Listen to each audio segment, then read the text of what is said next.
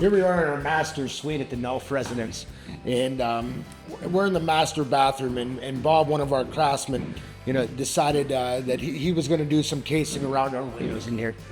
There's a couple of processes that that work. Bob has found out over the years that they like to use these miter clamps to hold these outside corners together. It makes the miter look a lot cleaner. It draws the clamp together, the joint together, and if it squeezes out a little glue, he knows he's got a good glue and a good seal.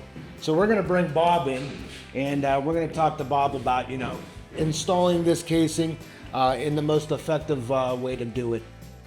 You like to be able to make sure that it's going to hold. So like you said, if I see glue, if just a little glue, I know coming out, I know it's a good joint. It's a good joint, and everything's got to hold nice yeah, and tight for you. Yeah. Yeah. And it probably makes everybody's life easier down the line. Yeah. Now, if you get into pre-finished stained, I may not use those just because it would tear up the wood a little bit. The staining process. So we try and look out for each other.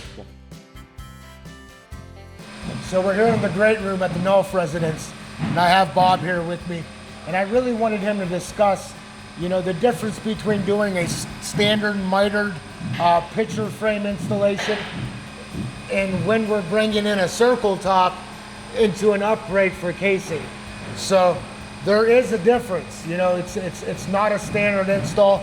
It really takes somebody that knows what they're doing in order to plumb that up and make sure that angle's coming in the right way. Yeah. Can you maybe kind of just touch on that a little bit? What I do is I hold the side piece on the drywall there, get it where I want it, and then I temporarily pin the curved piece of trim on top. So you start with your uprights.